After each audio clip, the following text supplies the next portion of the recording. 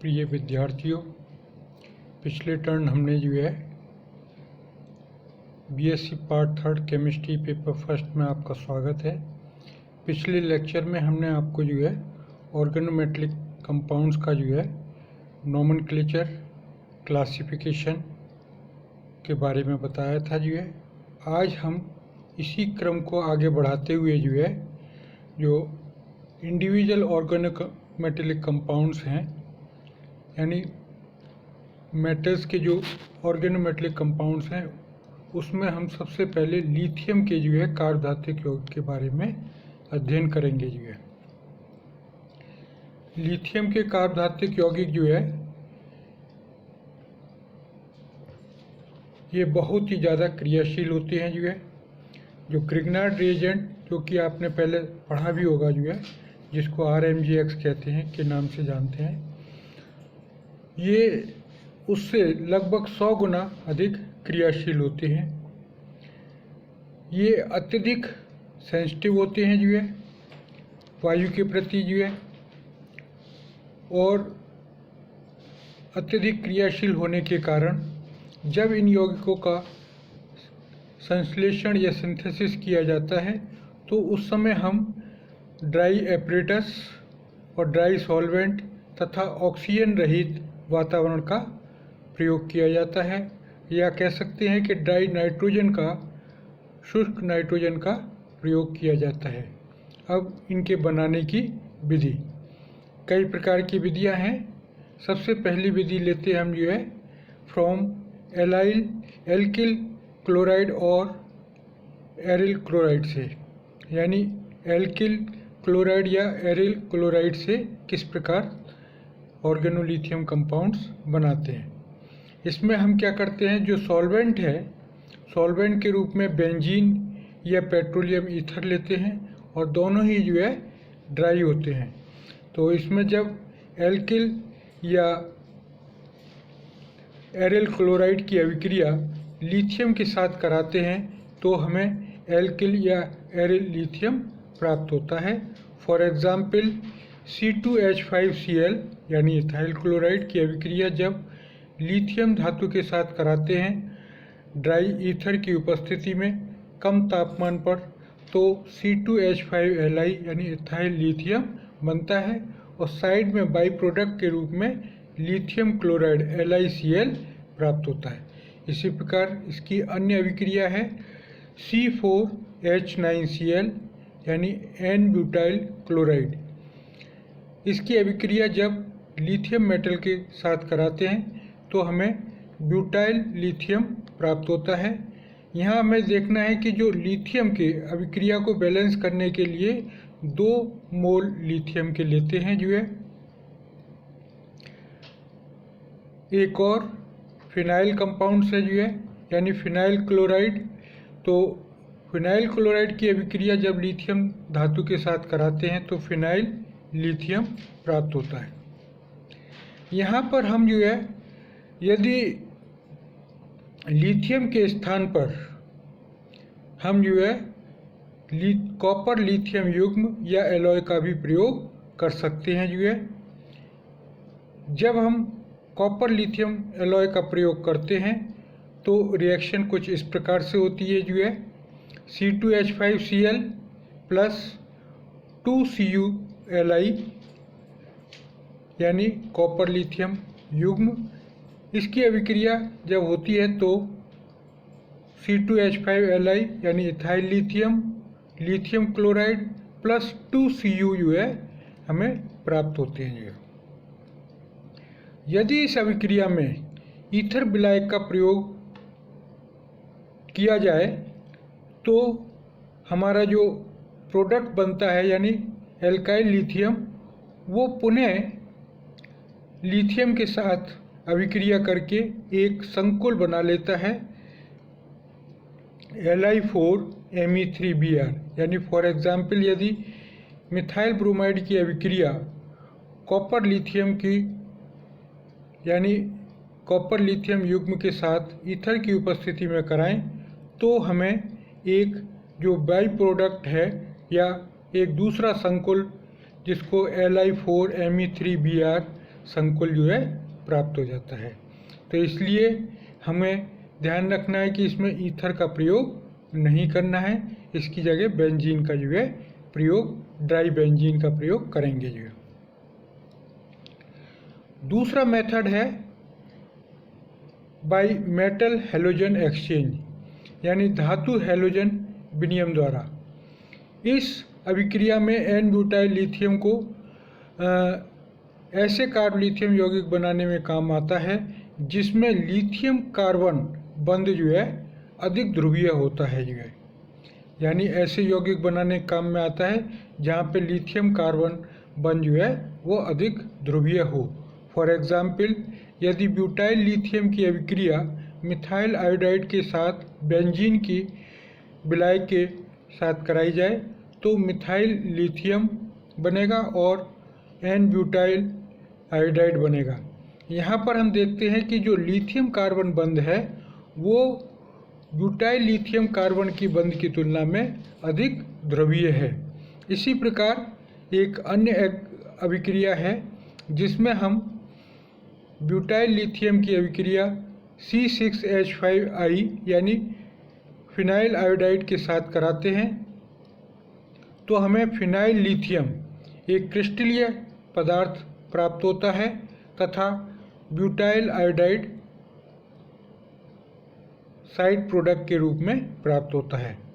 यहाँ पर जो फिनाइल लिथियम है वो एक क्रिस्टलीय पदार्थ के रूप में प्राप्त होता है। यहाँ भी लिथियम कार्बन बंध अधिक ध्रुवीय होता है। तीसरा मेथड है जो है बाई मेटल हैलोजन एक्सचेंज, यानी धातु हाइड्रोजन विनिमय द्वारा। इस अभिक्रिया को मेटलेशन भी कहा जाता है, यानी इस अभिक्रिया में या इस विधि में जब फिनाइल लिथियम या एन ब्यूटाइल लिथियम को किसी अनसैचुरेटेड या असंतृप्त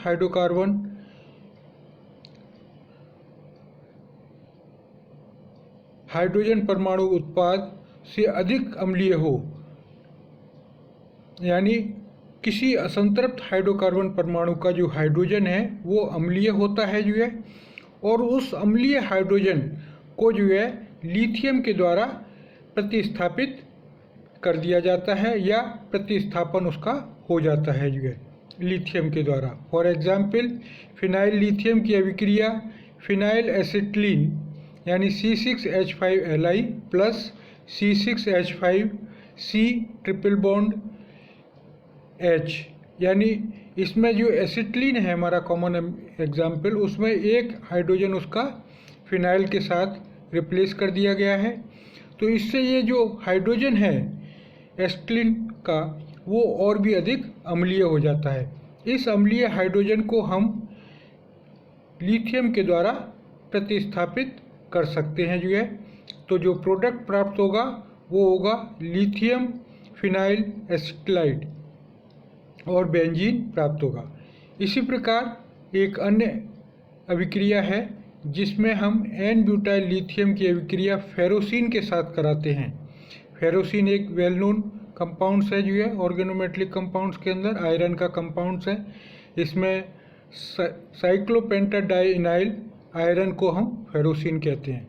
यहाँ पे हमने जो है डायग्राम बनाया हुआ है इसमें फेरोसिन का जो है, तो इसका जो बीटा पोजीशन पर हाइड्रोजन है वो हाइड्रोजन अम्लीय हाइड्रोजन होता है। तो जब इसकी अभिक्रिया फेरोसिन की जो है एन ब्यूटाइल लिथियम के साथ कराते हैं तो जो इसके बीटा पोजीशन पर हाइड्रोजन है जो कि एक अम्लीय हाइड्रोजन की तरह व्यवहार करता है वो लिथियम के द्वारा प्रतिस्थापित हो जाता है और जो उत्पाद मिलता है वो होता है C5H4Li2Fe।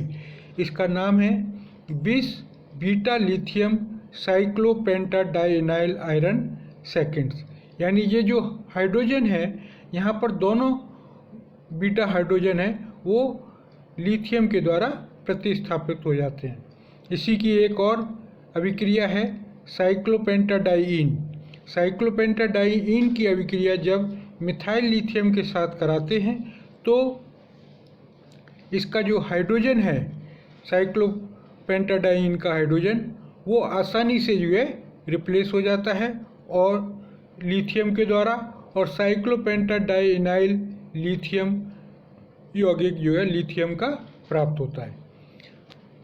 चौथा मेथड है मेटल मेटल एक्सचेंज, यानी धातु धातु विनिमय द्वारा।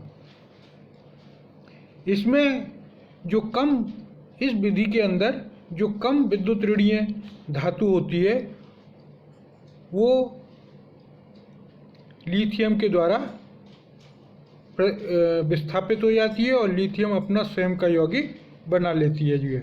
फॉर एग्जाम्पल Li लिथियम की अभिक्रिया डाइफिनाइल मरकरी यानी C6H5 के साथ कराते हैं तो C6H5Li, यहाँ पर जो है C6 क्योंकि मरकरी की 2 वैलेंसी है इसलिए होल्टवाइज है, और लिथियम की 1 होती है इसलिए C6H5, यानी 2 मोल जो है बनेंगे इसके जो है, और जो बाई प्रोडक्ट के रूप में लिथियम मरकरी एलॉय के रूप में बाहर निकल जाता है जो है। तो इस प्रकार से जो है लिथियम जो कि एक मरकरी का कंपाउंड था जो है, जो कि कम